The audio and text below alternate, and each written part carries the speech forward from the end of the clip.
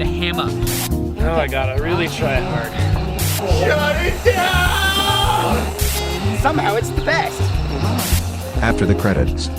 A Yum Chunks podcast. Yum Chunks! Welcome, everyone, to After the Credits, a Yum Chunks podcast, episode 41, the podcast where we can't guarantee it's going to be good. That's our official motto now, as of tonight. I am Matt Chewie, your host for the evening. With me today is Ryan Davis. Hey, Ryan. Hey, it's good to hear you. I missed you. It's great to be back. It's great to be back. And we also have Sean Davis here today. Hey, Sean. I never left. I've always been here. Yes. You can't get rid of me. How are you doing today, Sean? I'm good. Good. It's hot, though. Is it it? hot down there? Well, my AC broke a few days ago, and we had a couple hot days here where I live, but we got it fixed. So I'm nice and chilly in my environment. So it's good. I'm pretty coastal, so it's actually not that bad. Oh, Good. It's look just at you with your coastal breezes and air conditioning. Fancy pants. For some reason, I record in a sauna. I don't know why that happens, but... Speaking of coastal breezes and air conditioning, Sean, what's the topic of today? Oh, yeah. Well, let's actually mention it up front this episode. We're going to be talking about Toy Story 4. Yes, indeed. It actually came out about 2 weeks ago. But Well, that's here's just more the thing. time for us to think about it and give you opinions. It's a couple days before, but I've decided we're going to get this episode out on the 4th. We're celebrating the 4th Toy Story on July 4th. Mm-hmm. There you go. Hopefully, if you're listening to it, you're not actually listening to this on the 4th and you have better plans. But, you know, it is. I would like to believe that people will be listening to this podcast in sync with fireworks shows all across the sky. Oh, no. Should we be singing? Let's put in some, patriotic music in the background as we talk. Whole episode. Yes. Stars and Stripes forever. Battle Hymn of the Republic. Whole episode. Get ready for it. It's about to start. All right. Yeah, we're going to be talking Toy Story 4 tonight. It has been a little while. This episode got delayed a couple times, but we're going to do our best to try to remember what happened in this movie and remember how we felt about it. So it might be a little rough, but we'll see how this goes. Before that, though, I think probably it's time for a trip around the Chunkfire. Yeah, I think so. Let's take that trip, eh? All right. Let's play the Chunkfire theme. Okay. Wait, do we have one? Yeah, I thought that we had like a little ditty. Oh, Chunkfire. We have a ditty. We have a bumper, but it's not finished yet.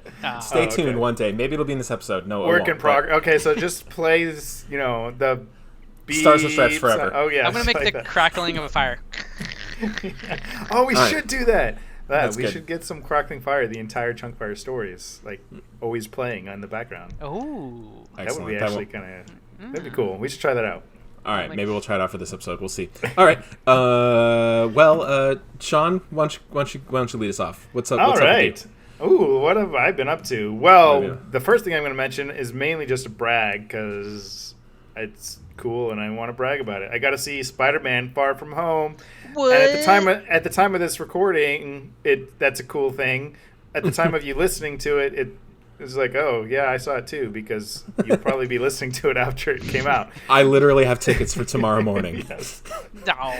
Yeah. Well, let it be known that I saw it a whole week in advance. I saw it last week. Our work had a free sneak preview screening for everyone, and I won't comment on the movie and my opinions on it because I'm guessing we're going to be doing an episode shortly about I would like to. But it was just cool. I got to go see a sneak preview. It's fun. Yeah, that is always cool. The three of us, I think, also probably Vince. I can't remember. I remember we all went to go the Captain America Winter Soldier preview a few years ago. You remember that we did that? Oh yeah. Oh. That's cool. That's always a nice little special thing. That's cool. I'm happy for you. I'm also jealous. Good. That was the mission of that story. So mission accomplished. What else have I been up to though?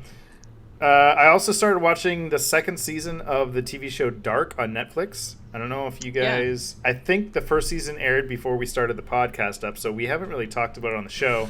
But the first season is one of my favorite shows. I love it. It's like sci-fi. There's elements of like Stranger Things, but it's more adult. It's a German show though too, so if you don't like foreign things, I don't know. I would recommend watching it with subtitles though. The dubbing I'm not great. gonna take a stand on the internet saying I don't like foreign things. I just feel sorry, like I meant foreign that's probably a little films too controversial of a of a stance to take just in general. In any case, it's a really, really good show, the first season, but it's also I won't also go into details in case people are interested in watching it for spoilers. But it's very complicated. It's very complex. It's you really got to be paying attention to the show to kind of follow along. But I watched the second season premiere, and I hadn't seen the first season in like a year. I have no idea what was going on. Oh. Like they did a recap of the first season, and it just made me more confused than anything else. So like I'm contemplating now. Is like, do I really want to go back and watch all of season 1 again? It was really great, but it's like, watching a whole season just to catch up with what's happening in season 2. So I don't know. I'm on the fence about that. We'll see how that goes. But for those who haven't, I recommend season 1, catch up, and then you could jump right into season 2. And what else? Oh, and then I've been playing a couple games. I got this game called Bloodstained: Ritual of the Night. I don't know if you've heard of that. I have heard of that. It was started out as a Kickstarter, and it kind of got delayed, and finally came out a couple weeks ago, and is basically the kind of the grandson, the whatever of the Castlevania Symphony of the Night and the Metroidvania kind of series, and it's super fun. It's very much just a clone of those games. So if you like those types of games, they don't do anything different. They don't even try to or pretend to, but it's really fun if you like that stuff. And then I played this one other game with some friends called Ultimate Chicken Horse. I know that one. I had never heard of that. I've heard of it, yeah. Okay, so it's kind of like one of those like little mini multiplayer games that's great on the Switch, but it's on PS4 and stuff too. But like Towerfall Ascension, where it's kind of like a little mini competitive platformer, you know? Mm-hmm. Yeah. But that mixed with Mario Maker. So the idea is that everyone has like 30 seconds to place an object in this simple platforming level, and then once everyone places an object, they all have to try to get to the goal. Like, and there's like obstacles that you get, and then it's over a series of rounds, and whoever gets the most points, you get points by finishing the level first. It's just a really fun, competitive, addictive thing. It's really quirky and just like funny and whimsical and great. Just like everyone sitting on the couch having fun, being children. Yes. Like the good old days. Anyways, it was definitely worth a mention. A lot of fun with friends. Check out Ultimate Chicken Horse. I had never heard of it, so it was a surprise to me. I have it on my Steam and Switch wish lists, and I'm just waiting for it to be a good price. So, yeah, I don't know how it would do if I were playing it by myself. Right. So I would definitely recommend if you have some friends who also have it, play with it. Absolutely. Anyways, that was me though. What about Ryan? What stories do you have in stow? Oh boy, all the stories I have to tell you.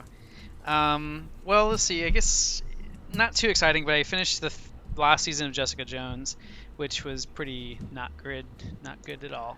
Yeah, and look, at the first season of that show was really good. But I liked most of the second season. I would say most of it. Yeah. It still wasn't. I don't know. Just those Marvel shows. I don't know. Just don't know about those things. I'll watch season 3, but yeah. Yeah, I mean, we've all gone this far, you can't stop now.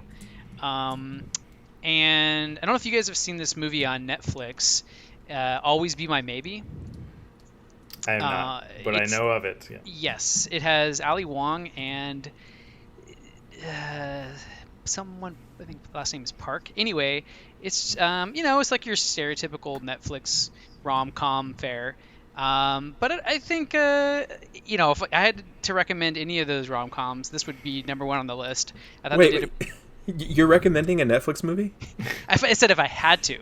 Oh, if you had to, because I've been sitting here in suspense, seeing what you were going to say about this movie. You always bring up go either way. You always bring up your Netflix exploits, and they're always bad.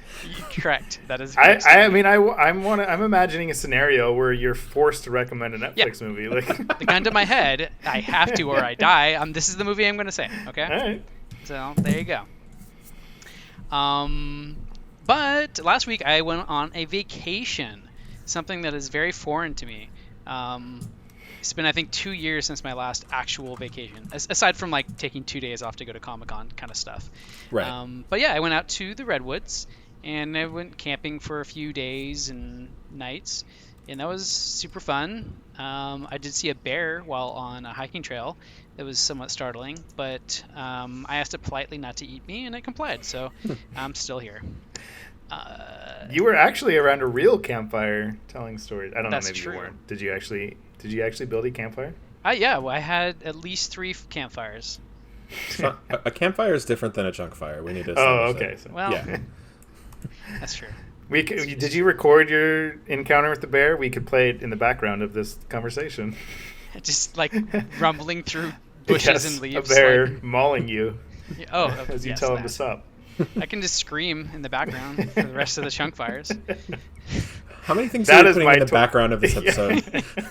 Ryan screaming, bear sounds, the battle hymn of the Republic. Could have I can't- 10 this- layers on this And me- Audacity track. It's like a 10-layer taco bean dip of an episode. Happy 4th of July, everyone. Actually, I know you can do quite a few layers in Audacity because I once did like a 19-layer track of me going whoosh, like that. Don't worry about why. I was You'll on, find out sooner or later. I was on Tumblr, and somebody I followed asked every one of their followers to record themselves singing the Sonic Adventure theme song, and had hundreds of people send them in, and then put them all in one Audacity file on top of each other, and exported it. And it's the most insane, bonkers. I'll send it to you guys. I'll Okay. link it in this episode, but it's nonsense. It's absolute nonsense. That sounds fantastic. She was like, I put as many in Audacity as I could before the computer crashed. Not because it was like running out of processing power, but because It the just, like- computer achieved sentience Yeah, I know. and wanted to kill itself. It's an abomination. Okay, yeah. Yeah. Remind me Well, to do that later. yeah, that was my Chunkfire stories. Had a nice vacation. Now I'm back at work and hating life again. Just kidding. Oh, no. It's fine. It's just fine. Yeah. But yeah, Matt, what have you been up to? What have I been up to? Well, I'm still out of work. But I would be anyway because I teach, so it's summer, so Oh, You make it sound so like... Well, I mean, I'm not I'm doing it. jobless. I'm not doing any theater work right now because I'm still healing. But I'm taking it easy. I was gonna try to go back to doing theater work sooner, but I think I'm just gonna keep taking it easy because I'm still kind of in Your recovery theater mode. work just means going to the theater. Right now, it does. Yeah. That's good. That's all. I'm You're happy doing with market that. research. Yes, absolutely. I don't have a ton to bring to the Chunkfire. Also, kind of do though.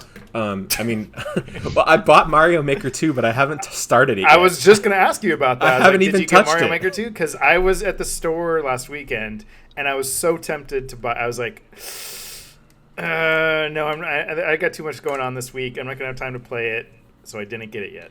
Well, I pre-ordered it because it had the bundle with the year of Nintendo Online, which I didn't have, and I didn't know if that was going to be just a pre-order or not. So I pre-ordered it so I could get that discounted year. But cool. then the game unlocked, and I just have not touched it at all. So I don't even know why it's worth mentioning because it's nothing. I'll ask you this though: have either of you guys seen Men in Black International? No. Nope. I figured. I have not met a single person who's watched that movie. Have you seen it? Yeah. Oh, okay. I went to go see it the other day, and that's the one item that. Well, we're probably not going to do an episode about it, so how was it? How was it? Yeah, that's why I thought this could be either long or short. I had thoughts on it. I didn't hate it. I also didn't even dislike it. Oh. Okay. I think, and this is not really like huge praise, but I think I felt similarly to how I did about Dark Phoenix. I liked it more than I liked Dark Phoenix, but I kind of feel like if this was just a random Men in Black movie, it would have been fine. I also feel like this is a movie that, like, if there wasn't so much competition in the theaters right now, I think more people would have, like, if it came out at a less busy time of year, more people would have seen it. I think it would have had better word of mouth. And I think it would have done okay. It's not it's not 22% on the tomato meter bad. I don't even necessarily think it's bad. And there's some things I liked about it. I'll just give my little mini review. I'll try to keep this short, but there are some things that I thought were kind of refreshing as far as a Men in Black movie goes. For one thing, it's like it felt very unconcerned about being a comedy, which I think was good and bad, because it's bad because it had some dry stretches, but it was good because it was the first one that didn't feel like it was just trying to capture the same madcap feeling that the first movie had. Which a lot of that had to do with Will Smith and the goofy alien stuff, and I feel like they captured lightning in a bottle with that first movie, and they've been trying to replicate the formula ever since. And I feel like this movie was not super concerned about trying to do that. It was kind of just trying to be a Men in Black movie that existed in the universe they'd already set up. Yeah. And I thought that was kind of interesting. And again, that makes for a little bit more dry of a movie. But when it was funny, I was caught off guard because I wasn't like, I'm watching a comedy, Mm-hmm. Okay. So the parts that were funny actually got me. So I thought that was interesting. Everything gets remade these days, so nostalgic nods. We talked it to death, and when we did like our solo episode and whatever. I thought they were pretty restrained in that manner. The only reference I could see to Will Smith's character was at the MIB, like the big boss's headquarters at the International MIB. In the office, there's all these big, giant, ornate oil paintings, and every oil painting supposedly depicts an event in history where the MIB saved the world. And there's one that has Tommy Lee Jones and Will Smith fighting the bug in front of the World's Fair globe exploding, and that's the only reference to Will Smith at all in the movie that I could tell. And like there was a scene where like the worm guys came out of a subway and they were talking. There was a scene where you see the pug and he's got like one smart alecky line, but for the most part, it wasn't concerned about shoving things that you remember from the old movies, which I thought was pretty surprising. That was cool. And then this is the first movie since the original one where like we see a new character being recruited into the Men in Black, because the first one it's Will Smith and then he's the main character for the next two. So this one has Tessa Thompson's character being recruited, and I don't know, minor spoilers, I don't think anybody cares, but like I thought it was interesting because in this one the whole idea is that like as a little girl she saw something she wasn't supposed to see, so she didn't get neuralized, so she knew that the Men in Black existed like her whole life. So like the whole first act is about her growing up trying to figure out, how do I find the Men in Black and how do I get into it.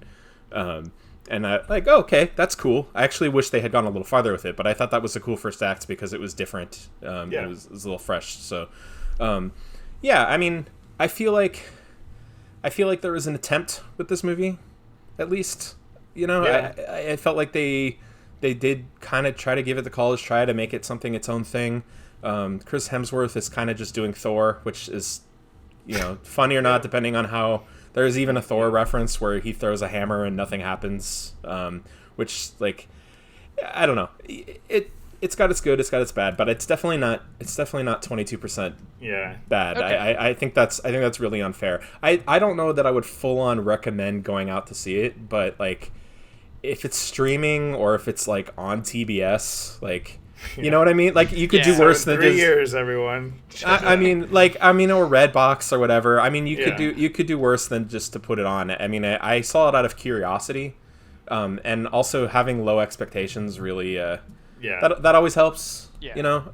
But I don't know. It was all right. That's cool. I mean, okay. Do you ever feel sometimes like you like a movie a little bit more? I'm not saying this is the case for Men in Black, obviously, but it. Like Dark Phoenix, like sometimes like, well, I kind of just feel sorry for the movie, so I like it a little bit more than maybe I should. A little bit. I mean, I don't know if it's that I feel sorry, I guess, but I also do feel like just in general, and I've talked about this before, but I feel like everything's so polarized these days. Yeah. And you can't just say that something was all right or pretty good or not that good. It's got to be one side or the other, and I really feel like this and Dark Phoenix kind of got the shaft a little bit because nobody's going to say, well, it's a great movie, so then it's bad. And must be a bad movie. The numbers go down, yeah. So it's like, you can't just have like an okay to pretty good Men in Black movie, you know? But that's exactly what I thought it was, so I don't know. I think also it kind of is interesting, too, because just in terms of the scale of, you know, modern Hollywood, right? You don't have the in-between films anymore. And I think Dark Phoenix kind of felt like that. I didn't really say that specifically in our discussion, but like, right? Like you could only have these gigantic multi-$100 million big budget films. Right. Or you have your low budget character comedies or dramas that are like super, super cheap. But there's none of that in between anymore, right? Or at least it's not very common. But right. That Dark Phoenix kind of felt like that. Like it felt like a more in between, like it's not your Avengers level action film, but it's I don't know. I kind of now I've had a little bit more time to reflect on Dark Phoenix. I feel like, yeah, I mean the thing that really killed X-Men Apocalypse for me was that it was trying really hard to be a modern superhero movie, like on par with something like the Avengers, and it just turned into a big mess. And that's not why I ever liked X-Men. And interestingly enough, Dark Phoenix was closer to the type of X-Men movies that I enjoy than Apocalypse was. So yeah, and it's because of that reason. It's like everything doesn't have to be giant and big and bombastic and big, you know, cartoon mess like a lot of these, you know. Some franchises are better than that than others. So there you go. That's all. If I happen to stumble into a theater one day, I'll check out. If you have time to kill and you need to go see a movie and it happens to still be playing, which it probably won't because I actually had kind of a hard time finding it at Showtime, but you know, you could do worse. So I'm like, if I'm in the same situation or a similar situation where I'm forced to recommend a movie on Netflix and forced to go see a movie, I have some options now. Yes. Well, your free will is being stripped away, so yeah, that's and all of our options are squarely averaged. Yes. Excellent. Exactly. Cool. All right. Well, that's all I bring to the fire this week. So why don't we shift gears? What are we Sounds doing? good. Well, we offered our offerings, and now we're going to get into discussion of Toy Story 4. Of course, that means spoilers for all of Toy Story 4 stuff, and probably Toy Stories 1 through 3 stuff, though I feel like pretty much everyone's have seen those films who's going to be interested in seeing Toy Story 4. But in any case, so before we get into the general discussion, though, Ryan, do you remember what happened in Toy Story 4? What happened in this movie? I don't remember. Well, let me tell you what happened. Luckily, I waited a long time to see this movie, so it should be more fresh in my mind, but feel free to chime in every time I make a mistake or something. I won't know if you do or not. All right, perfect.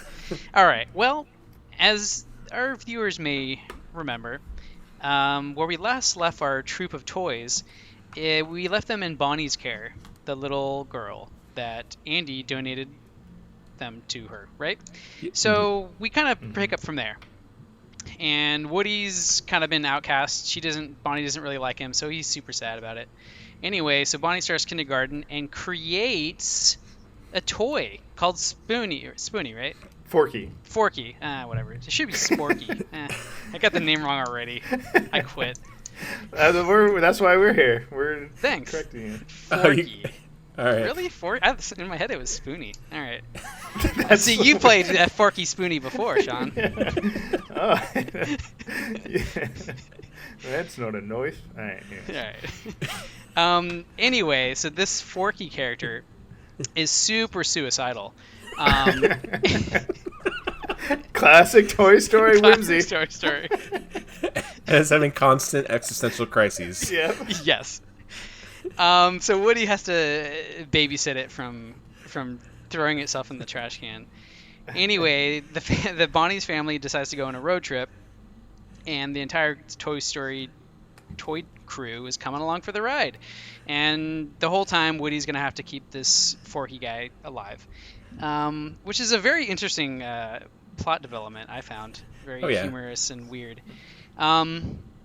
Anyway, so they arrive at their destination, more or less, and Woody and Forky had a little side adventure where they got to get back to the main family. And on the way, they stop by an antique shop wherein Spoonie sorry, Forky gets captured. I have to update all my notes. Dang it. Dang it. Okay, Forky gets captured in the antique shop by a doll named Gabby.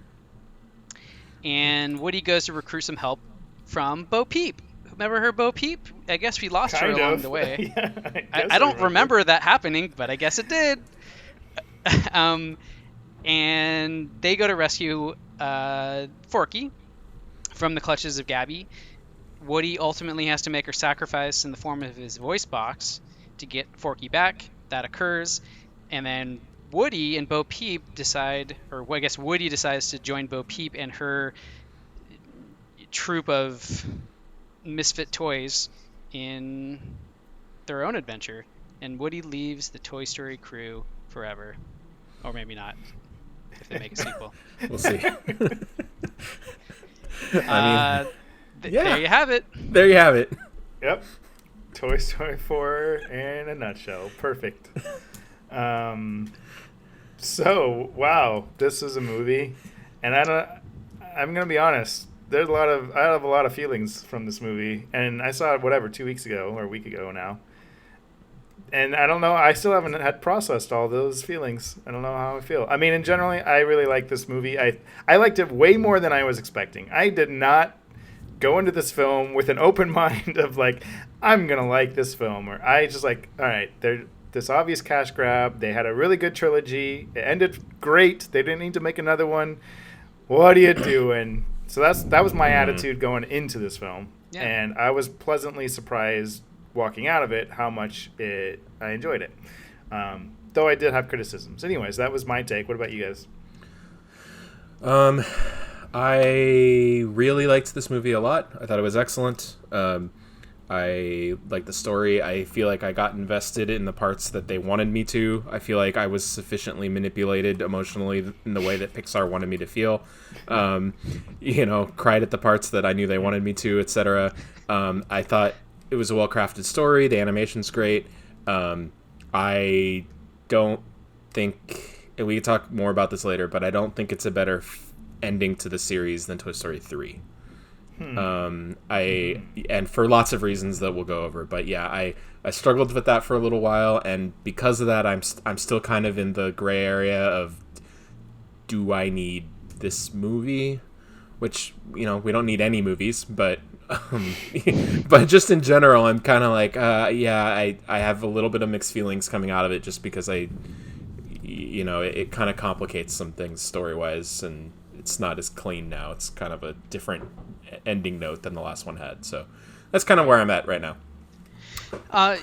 So purely just on a visceral, I went to a movie and did I enjoy myself? I did. In fact, I enjoyed it far more than I thought I was going to. And I would also say more than I wanted to. For all the reasons which I know that sounds bad, but for all the reasons you guys have already touched on, it's almost like, obvious cash grab. Why are they making this? They ended it so perfectly with that trilogy. How, why risk, quote unquote, messing that up? When you had such a great thing already. But after having seen it, I liked it more than I thought I would, etc. And I don't know that this is a better ending, or even to the point of, did we need this movie? Did this movie deserve to exist, quote unquote? I keep thinking about that from our Aladdin review. Like, did this deserve to exist on this realm of our universe or whatever? But so that question would be fun to talk about. But overall, I definitely really enjoyed it, and I think for me, while it kind of does tarnish, or I don't know, the whole idea of a trilogy, I think more like maybe I can just consider this as it's now just a saga. We had our original trilogy, and for the most part, keep making them at this point. I mean, why stop now? I mean, if they're going to be, if the quality is going to be maintained, then I don't. Right. Yeah, at this point, sure, I wouldn't mind more. And I also, that's an interesting point. Like, does it need to be a series that has a clean beginning, middle, and end? Does everything need to be a trilogy? If there are more stories that could tell, and they're always going to be good, which so far they have, then okay, bring on 5. I don't, why are we putting rules on ourselves? I don't know. Yeah, I mean, I don't know if it's a nature of how they made the first three that or if there's just like some cultural, like, I mean, I think there is, where we uphold like a trilogy as some sort of like structural, you know, yeah, holy grail or something. When it's Right. like, well, I mean, it's arbitrary. It doesn't like 3, 4, 6, 1 like. The story. What's important is a good story, good characters, et cetera, et cetera, et cetera. Right. So I agree. It may not be fair to judge like, oh, well, it's not outside the trilogy that it's less legitimate. So yeah, I would be comfortable with just seeing more in theory. In theory, But at the same time, it's just like, again, it's just like, they ended it, so like, yeah, Right. they ended it. Stop it. They ended it. Yeah. Stop it. Stop it. No, I feel guess- the same way. That's why I didn't. Going into this, I had my doubts. And a small asterisk, what I said is that, yeah, keep making them. But for me, this also kind of, I don't know, is sort of not like a death tone, but just sort of like the idea that Pixar has always been so creative in my mind, and Toy Story is proof of that. But with their kind of concession of, well, we're just going to keep making the same thing, to me is also giving up on the idea that they were a powerhouse of creativity at one point. Right. So I'll put that asterisk on my, Well, feelings. on that note, they have said. I mean, if you look at the slate and the company said, they've said they're moving away from sequels after this. The next 2 or 3 movies that they've announced are all original ideas, and they've said they're trying to get away from sequels. But going back to the idea of the trilogy, like Toy Story 3 was very unlikely to happen for a very long time. Like it just the way the company worked and everything. It's actually surprising that Toy Story 3 came together, and it would have just been 1 and 2. And I didn't get to the end of 2 going, I need a conclusion to this story. Yeah.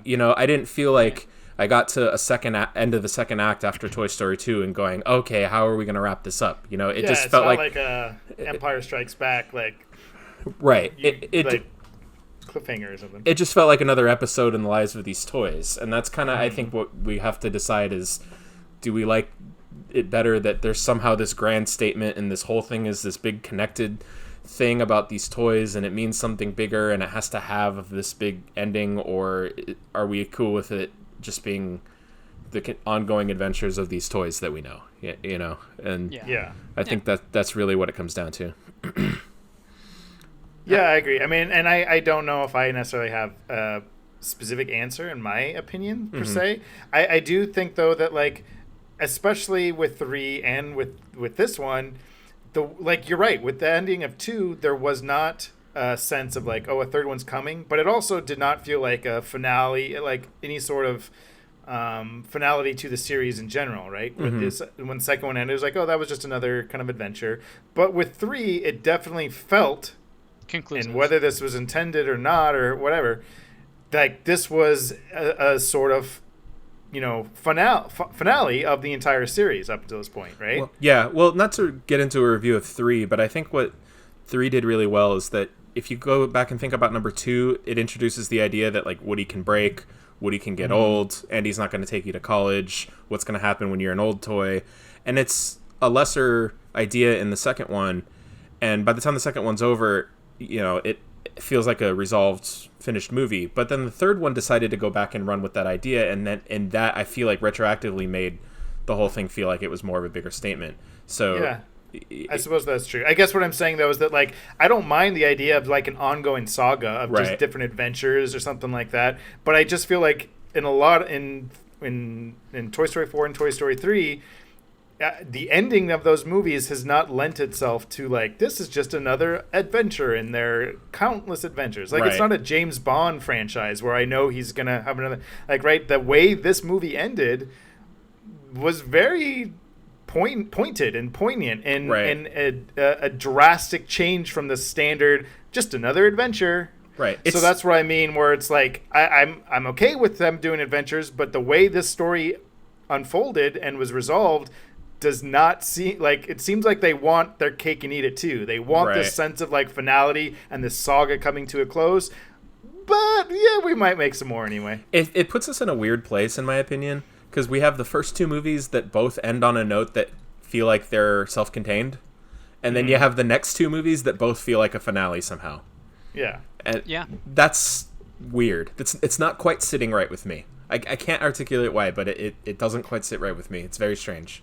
Yeah, I agree. I don't know. And the other thing too is this isn't necessarily any sort of reflection on the quality of the film. Again, right? Like we all agree that we like the film for lots of different reasons, but it is something that I think has to be at least acknowledged. Mm-hmm.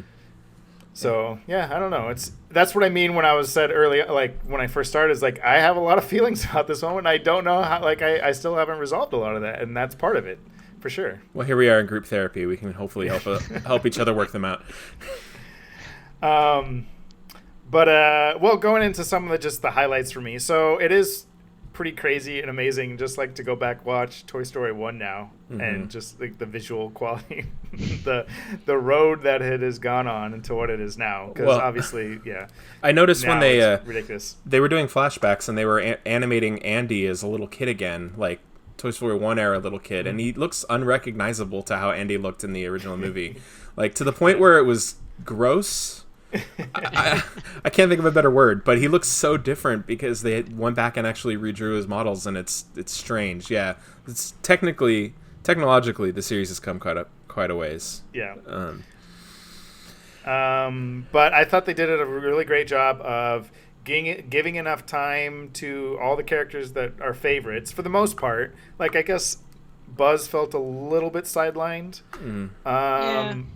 But in general, I thought they did a good job and introducing new characters that were also really fun and endearing.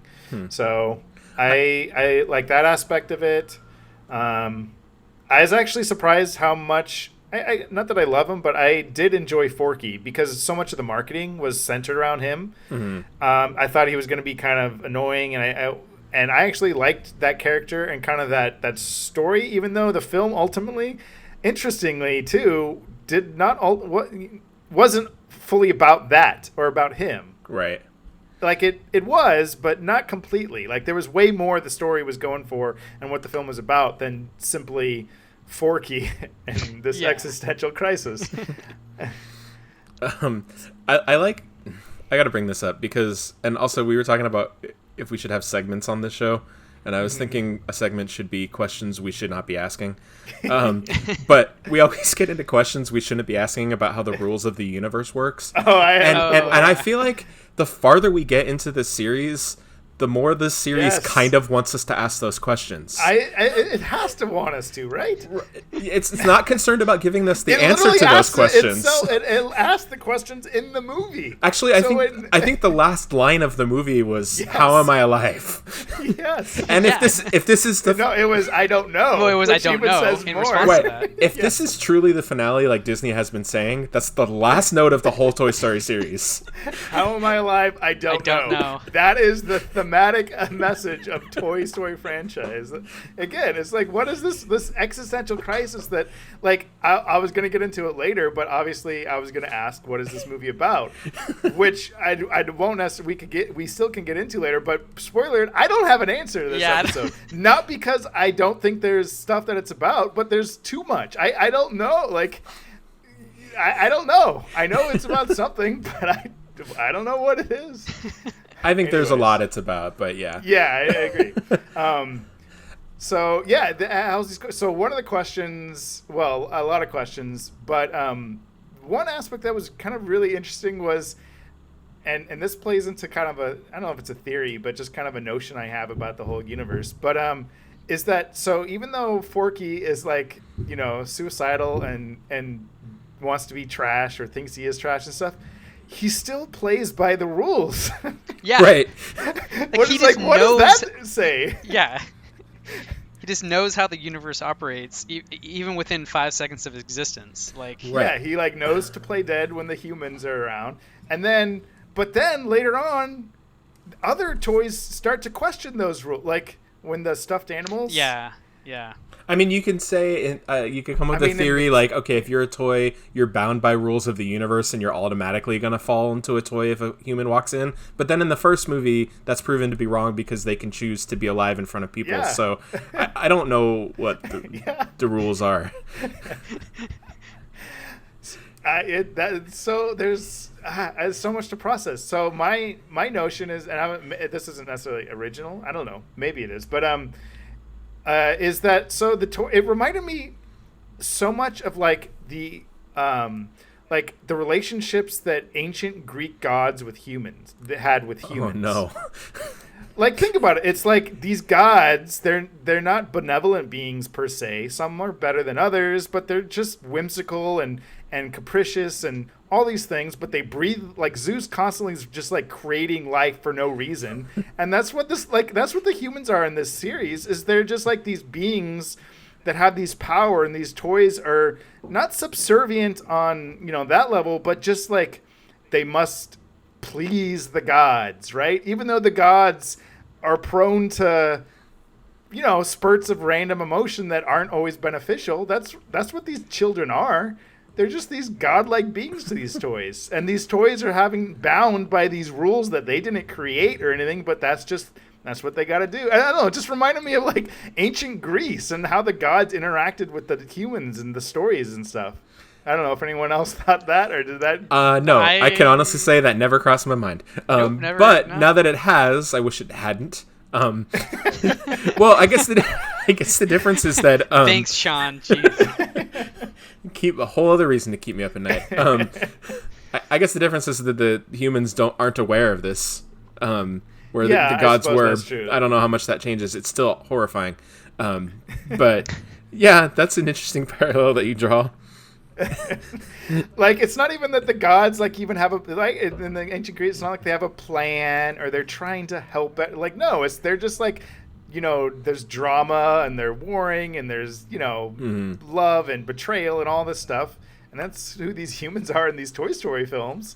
I mean, and like if you even go back to some of the like Zed feels like he could be like whatever Hades or something like that, or Ares, and I don't know. It just the relationship, I guess, is what kind of seems so similar to me. And I think that might, like, in terms of how the rules work, that helped me kind of like, if I think about it like that, then I could kind of like handle some of these rules that seem so weird. I guess I have to comment on the fact that we're at this point. Whereas, like, if you rewind back to the first one, it's just a story about, oh, hey, what if toys came to life when you left the room and they went on little adventures? Cool. And again, like I said, the farther we go into this, the more of these heavy questions that we have to ask.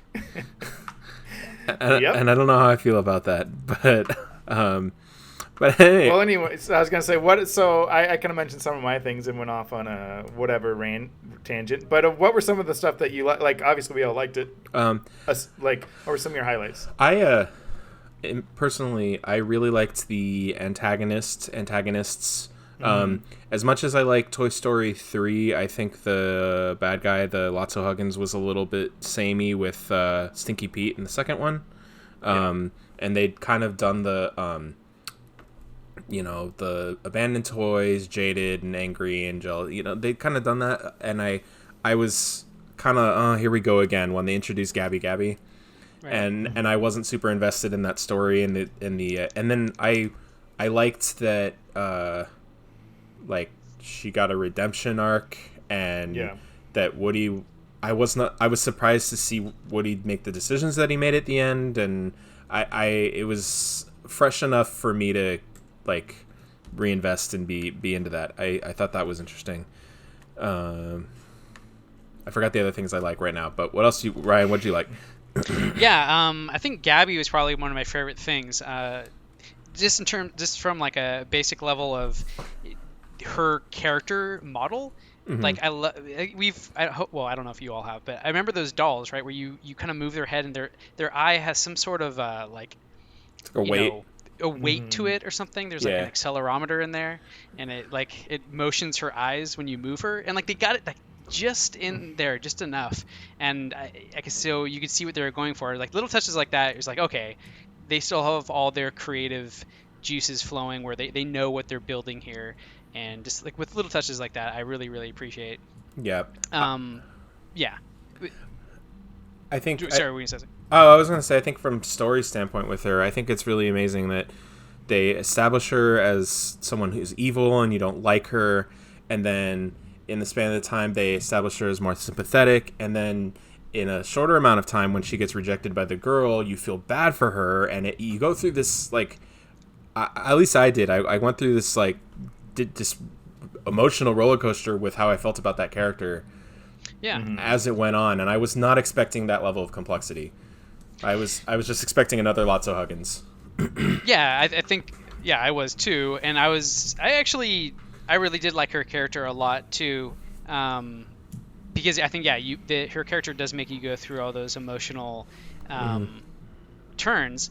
I like that she wasn't maniacal in any way. Like, even though she's set up to be the villain, and ultimately what she's asking the heroes to do is pretty villainous, I suppose. But it felt like more, it was like, this is a little selfish and I need to do this for this reason, but it wasn't because she wanted, like, she was like evil. Like, Lotso Huggins was a pretty, I suppose, evil, and it's easy to kind of brand it that way, but they kind of kept her at this level where she just wants to be loved, right? And that was kind of driving her thing, and she needed this idea of perfection, which I think I don't know how she contrasted Woody pretty good in a lot of different ways, so that it kept us in an emotional place for when she needs the audience to love her, like we can, right? She it allows us to be vulnerable towards her, and I think they really played that very skillfully, very light-handed, and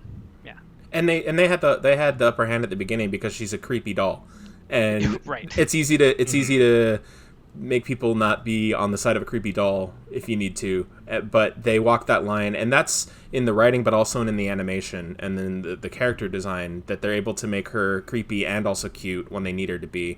And then speaking of creepy dolls, she's got her dummy army, which I thought was fantastic. I mean, it's right out of Goosebumps, but and this goes back to the questions we shouldn't be asking ourselves topic, but like I don't know why, but I loved that the dummies couldn't speak English.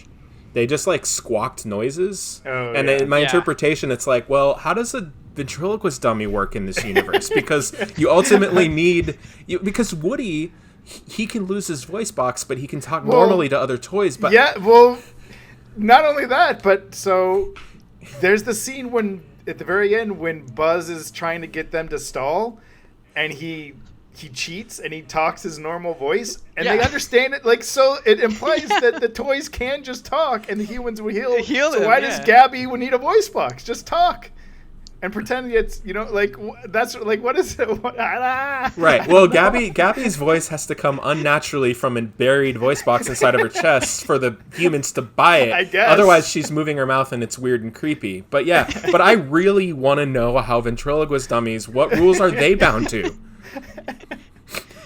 Yeah, because they totally feel like, I don't know, what is it, like dispossessed, where like they have no soul of their own or something for some reason. Right. That soul comes from a human itself. Like, they're just puppets. Oh no, now I just brought up puppets. What does a puppet do?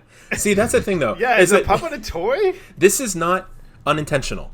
This was a decision to make them squawk, to make it so that they're not able to speak. The writing team, I guarantee you, had this conversation, and they came to some kind of consensus with a logical reason behind why the dummies act the way they do. And I want to know. I want to be a fly in the wall back in that conversation. I want to understand that, and I never will. Well, yeah, especially because we see the birth of a toy, right? Right. With Forky, and so we know what is inherent. Like, okay, toys can talk normally. Mm-hmm. Like he could talk from the very moment he's created. Right. So dummies, are they somehow created differently that they can't talk, or was their voice removed, or was it de-learned? Like, was it a behavior that was learned because of the way they were used, and that the ventriloquists were constantly talking for them, so they just like, I don't have, like, they lost their abilities. Yeah, let me pose this. Okay, Forky is a toy because a child decided it was a toy. So it then gained all the powers that a toy has. Now, if a child came into possession of a ventriloquist dummy, but did not know what it was and didn't know that the way that you're supposed to use it, and played with it as if it were a doll, would it then gain additional powers? Well, okay, so I was thinking that those dummies and Gabby were never played with. That's why they're in this antique shop their whole life. Because, right, it's established that Gabby never gets to be a child's plaything. Yeah, I guess it's not. Yeah, for her, it's pretty clear that she's never been a toy. The dummies, I guess it's less clear. They don't go in. Yeah. To me, it's like, how if you ever go to an antique store, it's like, well, that there's this entire box or set of something that was never purchased and by a human to use, instead ended up in this antique store because it was then outdated. I thought that's what, to me in my mind, that's what this was. Like, there was a collection of these antique, ventriloquist dummies, a set of them that were just, they were never used. And so maybe that's why they never, I don't know. You don't know. Ryan, it doesn't make sense. Ryan, you don't know. I don't. We can't know. Gosh dang it. It's like the gods to the humans analogy. Yeah, that's what I'm saying. We're ants to the gods. Know. They're ants to the. They don't. Yeah. There's no way to comprehend these things. Exactly. Dang it. And the gods themselves don't even really know or care. That's the other thing. They don't what are we to the gods? What are these toys to these children? Right? Right. Yeah. Children lose toys all the time. Okay, I need to wind down from this. I'm getting worked up. Sean, what are some things that you liked about the movie? Well, I think in general, I like the second half a little bit more. The Forky storyline was, like I said, I did enjoy that more than I was expecting, but I did feel it was kind of interesting how it transitioned to what the film ended up being more about. I guess it was kind of a lot of the same themes, but just more focused on, I feel like, on Woody and Bo Peep and just the toys that we know in general. So I like the second half a lot more. I like the setting of the carnival a lot. I like Keanu Reeves' character, actually. Yeah. He was pretty funny. And I like the little Polly Pocket character. I mean, mainly, if nothing else, just the little sequence where she is introduced. The rest of it is whatever. When that opening sequence was so funny. I think, actually, I thought this was probably funnier than... I mean, I haven't seen Toy Story 3 in a while, a couple years. But I don't know. I think it might be funnier than Toy Story 3, maybe even the first Toy Story. I think you're right. I think 2 and 4 are the funny ones in my mind. Yeah. I think 3 I always think of as the really, like, it gets kind of dark. Yeah. 3 was pretty dark. It gets especially heavy. Towards the end. Yeah, the only part that I remember, like, sticks in my mind that was really funny in a really disturbing way from 3 was when Mr. Potato Head takes over the tortilla. Oh, that's right. But otherwise, I don't think back on Toy Story 3 as being, like, the funny Toy Story. Wait a minute. So he sticks his body parts in the tortilla, is able to animate it, right? Oh, no. Oh, what does that mean? A tortilla is not a toy. Yeah, but it's another toy that's doing it. It's another toy. It's like Prometheus. No, because Prometheus was a god too. What if one of the toys creates another toy? Yeah, exactly. That's my point. Can they? Can toys play with toys? No, humans don't have that power. Yeah, do toys have playthings? I don't know. These questions, we're not suited to answer these questions. Yeah, isn't like one of her accessories like another Barbie doll? Oh no. This hurts. This is hurting my head. Just in general, I thought it was pretty funny. More funny than I was expecting, or funnier than I was expecting. The post-credits scene was, I thought, really good too. What else? Yeah, I don't know. And the ending. So the ending was a lot more powerful than I thought it was going to be. I mean, I do think it was kind of, I don't know if strange is the right word, but it's like kind of shoehorned in the whole Bo Peep, like retconning where Bo Peep went, because she was an interesting character enough for them to keep writing her into Toy Story 3. So they're like, well, but we can make her interesting. Okay, well, we got to do something about how come she wasn't in the last movie then. All right, but here it is. And I kind of like that idea of that character, what they did with the character. But in terms of Woody's character, at the end, I don't know. I thought it worked for me. I mean, especially the moment with Buzz, I think. And I think maybe that's where, like, I was a little disappointed that Buzz kind of felt a little sidelined throughout most of the film. Because really, the series, to me, started about it's their relationship. Right. Yeah. Right. And so they paid it off on that final moment at the end of the movie, which was maybe my favorite part. I was just going back to what you said a while ago. I kind of feel like one of the negatives for me is that I don't think that I got enough time with the classic characters in this movie, which is part of the reason why I'm struggling over whether it's a good last Toy Story movie. Because I do think that Toy Story 3 gave everybody their time, and this one spent a lot of time with the new characters, which wasn't bad. It was all really well written and entertaining, but I do feel like it was most of the characters that the series had been developing stayed on the RV for most of the movie. And again, what you're talking about with Buzz, he was like a core of the original, like from the beginning, and he did feel a little bit sidelined. I also do feel like the stuff that they had to do was a little samey, because it's a lot of we got to go to the RV, now we got to go back to the antique store, now we got to go back to the RV, now we got to stop the RV, now we got to go back to the antique store, where the other movies felt big, more sprawling adventures. I mean, these Toy Story movies are always, how are toys going to get from point A to point B when they're toys? Like at the end of the day, that's what these movies storylines always are, but it did feel a little kind of confined by the geographical locations. And you would think that if they were going to keep to one location, it'd be easier to kind of give all the characters more screen time, but I was kind of surprised by how a little imbalanced it was for me. I don't know if you guys feel that's true. I see what you're saying. I definitely agree with that. I felt like there wasn't enough stuff in the movie in general. Like the first part of the movie it's I don't know how long it is, whatever, half an hour of just Woody constantly saving Forky, right? And that's all it is. Like, yeah, okay, we get it. You don't have to show us every single time he does this. It kind of just kind of like, okay, we get the idea. Let's move this thing along.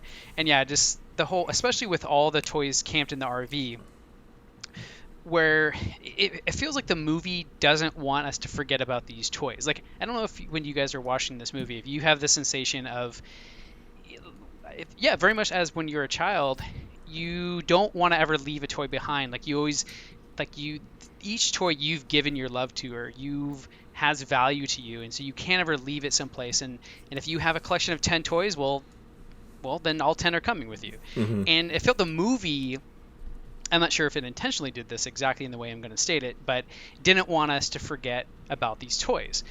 And they did that, kind of poorly, in that just, hey, we're just going to keep showing them doing nothing in the RV. But there they will be, sitting a sprawl of that little area in the camper, essentially doing nothing. And we get a little fun adventure with Buzz, but what happens? He ultimately ends up back in that same little area with the rest of the toys, having done nothing in the meantime. So ultimately, everyone's bouncing back and forth. It doesn't amount to much, except for the interactions, I think, with Gabby, are kind of what moved the plot along. Right. So I agree that there was kind of just this back and forth and kind of repeating of actions that didn't really amount to much. But Matt, going back to one of the things you said, Matt, a little bit ago, you're saying, the idea of like I was saying, kind of losing a toy or leaving a toy behind. But now I can't help wondering that all the toys that I've lost in my lifetime, maybe they all just committed suicide, and I just never knew. Oh no! They all thought they were trash. They did, and I lost them. Oh no! I wanna touch on something that you were talking about. We were talking about a little bit earlier, but just kind of like the confines of the location and how much toys get which screen time. I mean. Earlier we were talking about the idea of this has to be a finale or not, but if this was just another Toy Story movie, I feel like it would be stronger if most of those other characters just weren't in it. Like, if Bonnie hadn't brought, all the original, Ham, Potato Head, all of them on the trip, the movie wouldn't have to be as concerned with having to shove them in there with uninteresting scenes, and they would have had more time to develop out the Bo Peep stuff, the Gabby stuff, which was all the most interesting, and even with the Key and Peele characters, Keanu Reeves characters, they were all very good, well-written, funny characters for the most part, and I feel like having to be bound by the past of the series and the past characters was a detriment to the movie. And if it wasn't trying to be a finale, it wouldn't matter, because then there'd be another one and we could just see those characters later when we need them. Right, and that's like the pro con of doing it in an episodic or like saga style versus a concise trilogy, is that you never know when you're done. Right. So if Toy Story 4 is the last one, then I'll maybe be glad in a couple years that, I'm glad we got to see all those characters one last time. Right. But if it wasn't, like you were saying, then we just kind of wasted screen time. Exactly. And then on the flip side of that note, I was saying, I really like the characters that we did spend time with, and I really, really liked what they did with Bo Peep in this movie. And the reason you talk a thing about Woody's arc, whether you consider this a finale or not, like in the first movie, the worst thing that could happen to you is that you become a lost toy. Like, it is established very early in the first movie, if you're a lost toy, that's the absolute worst thing that you can happen. And we haven't seen Bo Peep for a whole movie, and when she shows up, she's like, I'm a lost toy and I love it. Like, this is how I live my life. She's got her, like, skunk mobile. She's got, like, a first aid kit. She's, like, on the run, and she's got all these tricks, and, I thought that was so cool. That was again refreshing and a different side of like what we know what it means to be a toy in this universe. That was a different side that we hadn't seen before, because we drilled into our heads over 3 movies, you don't want to be a lost toy. And I thought that was so cool, and it really aided the ending for me. Yeah, I thought that was definitely. I agree. Yeah, for sure. I mean, how did you feel, though, about, I guess it wasn't a bad thing at all, but I did feel like it was, like, almost to kind of going on what you guys were just saying about, like, well, we got to have all these we got to make sure we show enough screen time for all these toys. So that little opening prologue, flashback of showing Bo Peep what happened to her, like, it felt like with that was similarly, like, we got to have Slinky and RC in here doing something. Mm-hmm. Put them in the prologue. You know what I mean? Like, that whole little adventure seemed completely inconsequential, right? Especially compared to what the whole point of the prologue was, showing Bo Peep leaving and Woody, Woody's conflicted state there. The whole little adventure was meaningless. Ultimately, which is strange, right? Like, it was like, what was the point of even that at all? When Bo Peep makes her decision to stay in the box, that moment was powerful enough for me that I completely forgot about the scene before that I just seen with the RC car stuck in mud. Because it didn't build to that moment. They were completely unrelated beats. Like, that first, like, was like a cool little fun opening action sequence, but you still want to usually try to, like, integrate that somewhat naturally into whatever is important. And to me, it wasn't. It just felt like, we got to have some RC and Slinky doing something in this movie, right? Yep. All right, put them in the prologue. Yeah, I more or less felt the same way. But in terms of the Bo Peep stuff, I agree. And it's one of those things, and going back to the Woody stuff too, is like, obviously it's a bittersweet ending. And it's one where it's just like, it ended how you want it to end, but sometimes the things you want also means it's not always happy. I don't know. It's just kind of right? It kind of felt like, the ending of Toy Story 3, they're hinted at like a much darker ending, right? I mean, that was everyone like, oh, it's going to end with them all getting incinerated, right? Like, not that they went obviously that extreme, but it did feel like a little bit more like they took kind of more realistic elements of that, not darkness, but that kind of like tragic element to it, and it ingrained it into the ending of this one, where it wasn't so happy-go-lucky. We made it through. We got a new crazy guy, Forky, with us. What's that going to be about? It's like, they're not the same anymore. Yeah. And I think what kind of hammered that home a little bit was the idea of like permanent loss. Sure, like loss of a friend, but for like Woody, even how in the previous films they had kind of gone through the whole like damage of toys, but in this one he permanently loses his voice box. Which I thought was pretty bold. Like, I thought, oh no, he'll get it back, or something will come and save the day. Like in the third one, like, something comes and saves them. But he permanently loses his voice box, and I was like, whoa, that for me that made it real, and it was kind of sad or tragic or whatever. But I felt like especially the way they did that, the shots leading up to that, it felt like it was sad, but also like you felt the idea that he was making a worthy sacrifice. He was Woody was kind of willing to, give something of himself, for someone else, kind of thing. Like, right. Yeah. And I think they did a good job of building that story up. Woody's always been the loudmouth and kind of speaks over people. In fact, they really hammer that home in this one, where he's constantly talking over people, especially in the in Bonnie's room. Yeah. And then when they go to the, well, I don't know, it's like a club, but the, yeah, that scene. Yeah. Bo Peep has told him to shut his mouth and not speak. Yeah. And he has to learn to kind of listen and kind of be second, kind of be. Yeah. And so then, of course, him physically and actually losing his voice box, this kind of takes it, that's it.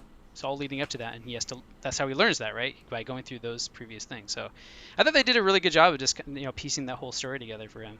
Yeah, I actually hadn't considered most of those points. That's really interesting how they peppered that through, because, I mean, the status quo for Woody as a character is so changed by the end of this movie, because, yeah, he's used to being the leader.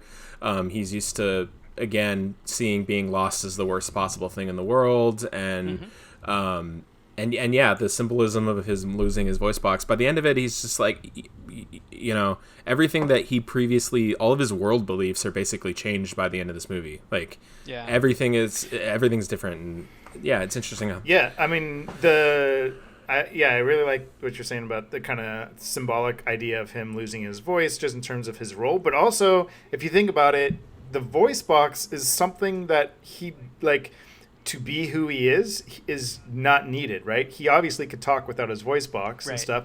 It's a tool, it's a part of him that is entirely for the benefit of, in our conversation, the gods, right? It's not something that helps him in any way. It does not make him a better person. It doesn't help him become a better Woody. It's purely for someone else. And so for him to recognize, like, I don't need this voice box to be who I want to be or be who I am. I think that cuts a little bit to what the movie's about, I guess, and we could kind of get into that a little bit. I mean, I do think that that's somewhat at the heart of what they're trying to say, is like, finding what is important to you, living life for yourself, but it's not so clear cut, and I don't know if I have fully kind of grappled with every element of it in a succinct way, because there's so much of the film that is still reinforcing this idea that, like, there's value in living for other people or helping and serving other people. I mean, with Gabby's conclusion, she ends up with, like, if they were really sticking to this very pristine idea of you should always, live for what you want to do, or do what you gives yourself purpose. Don't rely on other people to give you purpose. But that's not what happens to Gabby, right? Right. I guess the this is like, what is that? I guess for me, it's like, Gabby never experienced that.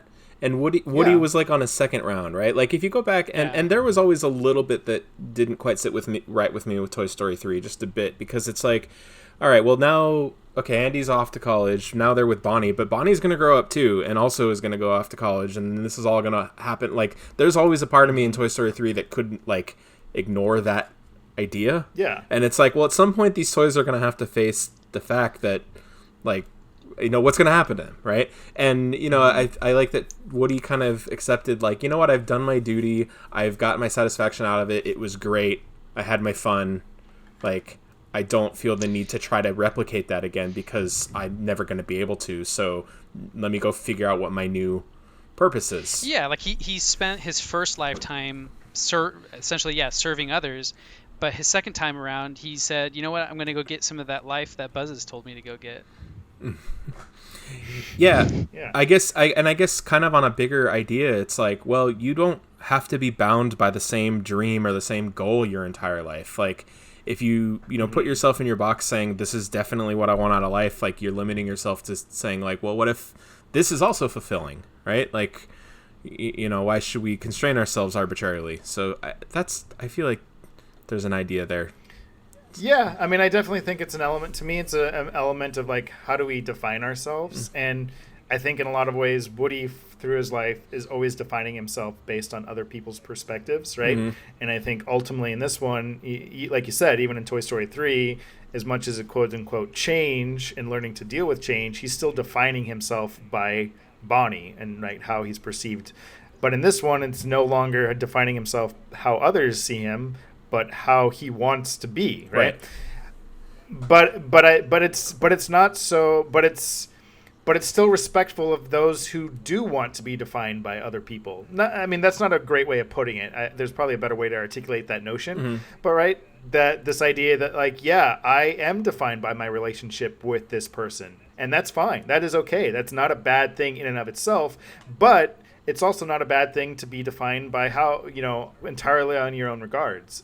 I don't know. It's way more complex and nuanced and complicated than than you would expect from not even from, because Toy Story movies and Pixar in general have always been fairly complex, I suppose, but like this one more so than others, I feel. Like it's something that you're constantly, at least I am, constantly going back and forth on and trying to kind of explore and poke and prod at what are they trying to say here? Is it something that can be defined? Right.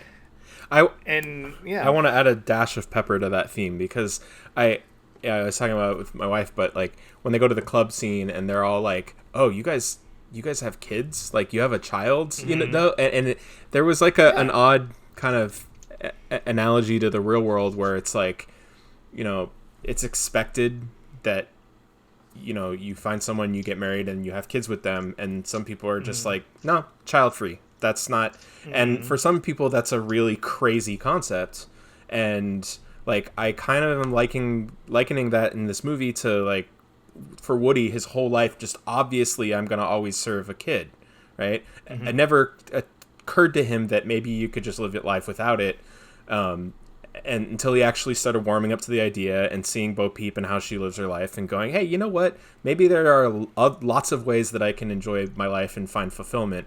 I might be reading a little too much into that, but I feel like there's maybe a little bit of a connection there.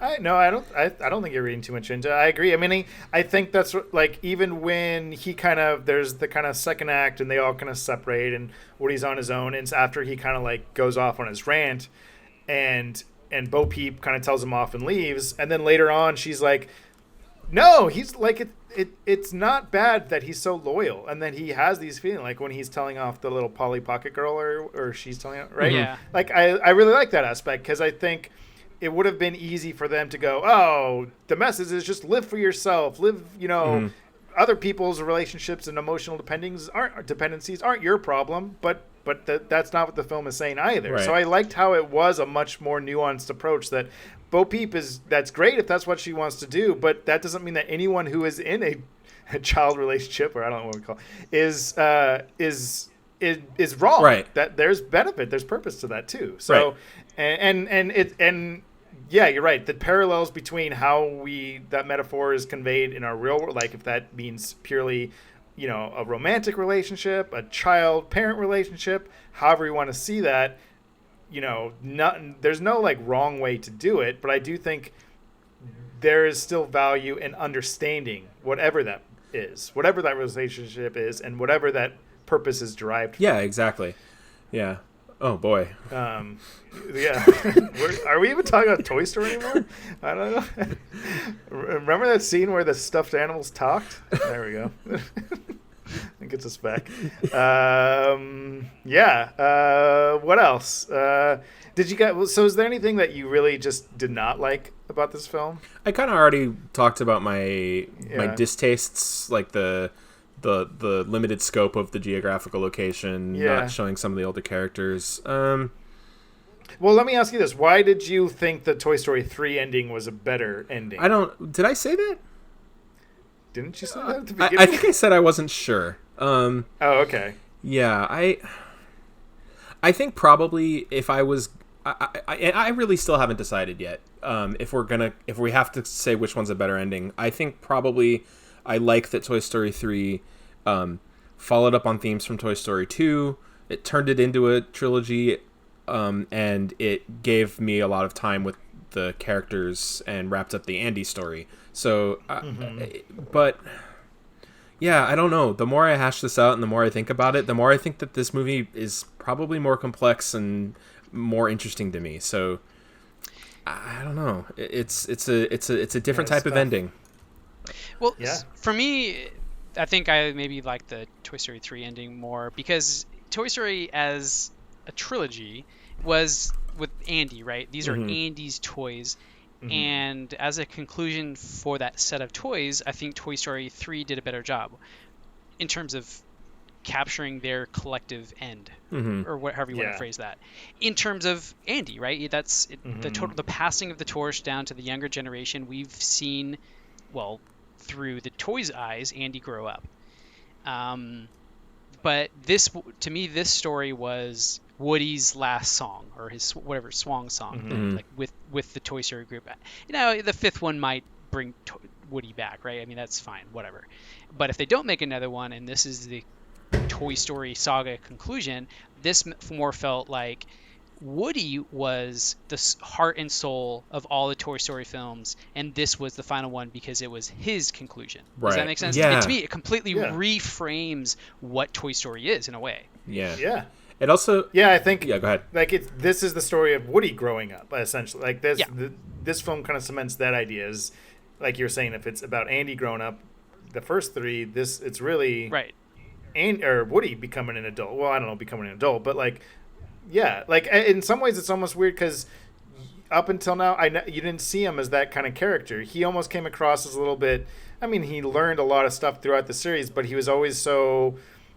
a John McClane, like not really John McClane, but you know what I mean? Just like this stalwart figure, the always figurehead, the leader that everyone's going to look to. And while he has to learn lessons about what that means to be a leader and those blah, blah, blah, blah, blah, you don't expect him to like, oh, I'm done with that life now, or, right? Yeah. And that's what this was about. And he's growing up. Woody has grown up. Right. Boy, now that we go from the kids growing up to the toys growing up. Oh, I've gone cross-eyed. Is it also maybe to like help kids like who do lose toys for them not to feel so bad? Like, look, you lost, but now they're just gonna be out having fun in a fake skunk. Yeah.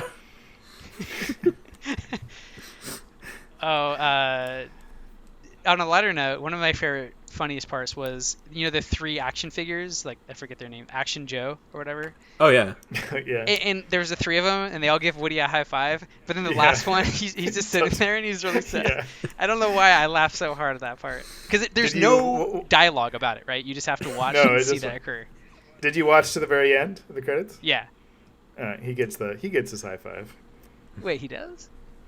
Yeah. So if you watch past the post-credits scene where it shows the Pixar logo, it's the Keanu Reeves.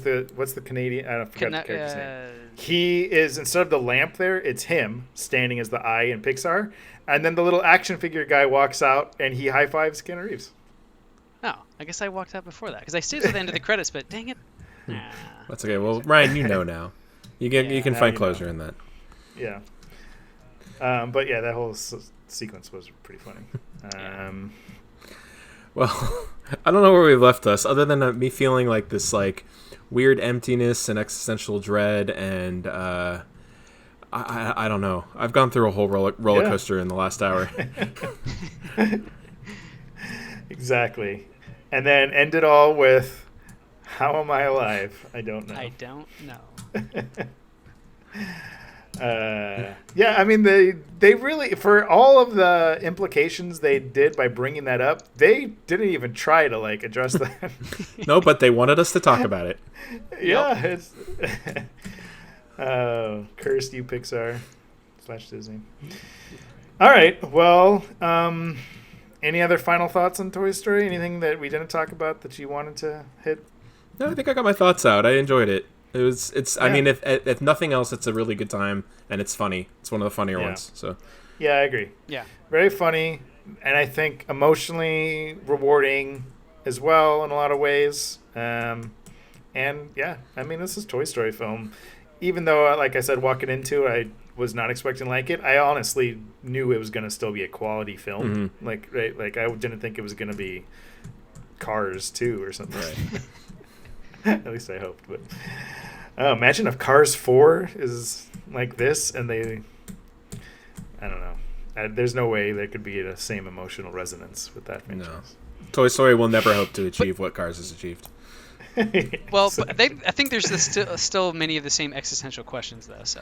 Cars raises way more questions. Yeah. But they don't ask them on purpose in Cars. No. We could do many episodes about the logistics of the rules of the Cars universe. And I kind of want to. I mean, Cars universe is almost like a version of the Toy Story universe, but without like the gods that created. It's just like the humans awoke, or the toys awoke and found that all of their gods were dead, and that's what Cars is. Oh wow, that's this. Please make a Cars for us so we can have this conversation.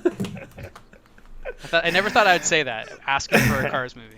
Well, if you're listening, anyone at Pixar, there you go. You're not making any more sequels though. We can just have a Cars podcast. We could do a bonus Cars episode. There's nothing stopping us. I would not be against There's no that, rules.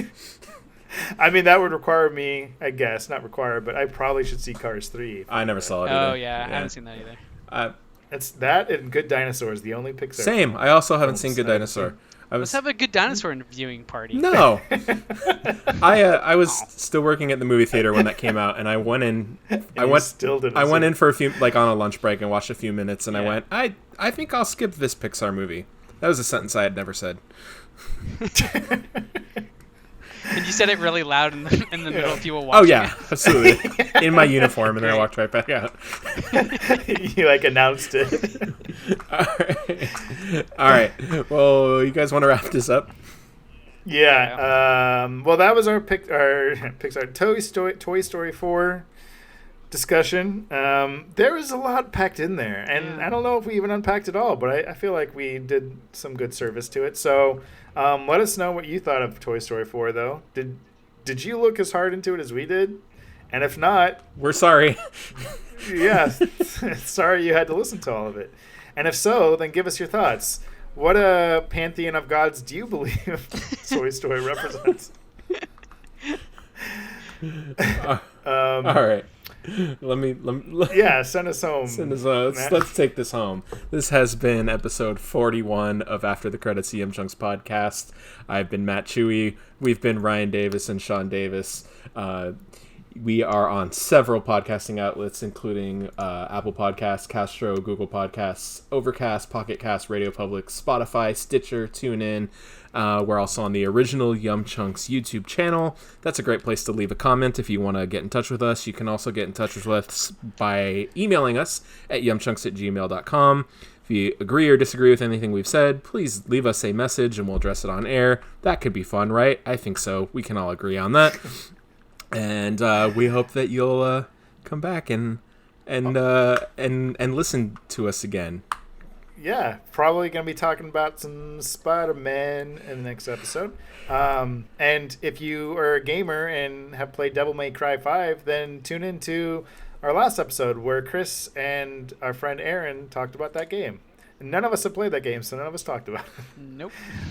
Also, I just wanted to point out, we went through this whole episode and never once mentioned your Mouseology episode about the Toy Story franchise, up until Toy Story 4, that is. Which I think is worth pointing out, because a lot of the stuff that we're talking about, I don't know, I think is a good addendum to everything you brought up and talked about in Toy Story or in that video. So check out Mouseology Toy Story episode. What's it called? The True Meaning of Toy Story? Yeah, thanks for bringing that up. I actually forgot I made that. So, yeah, absolutely. Yeah, I think that thematically connects really well. So, yeah, True Meaning of Toy Story, Mouseology episode 1. Yeah. Cool. It's a good watch. Awesome. Sean, you got a friend in me. Oh, Chewie, to infinity. You got a friend in me. No. It's just to say and beyond. You got a friend. You need to shut this down. Get out of here, Randy Newman. Get out of here. Oh, Randy, sorry. All right. Goodbye, everyone. This has been After the Credits. A Young Chunks podcast.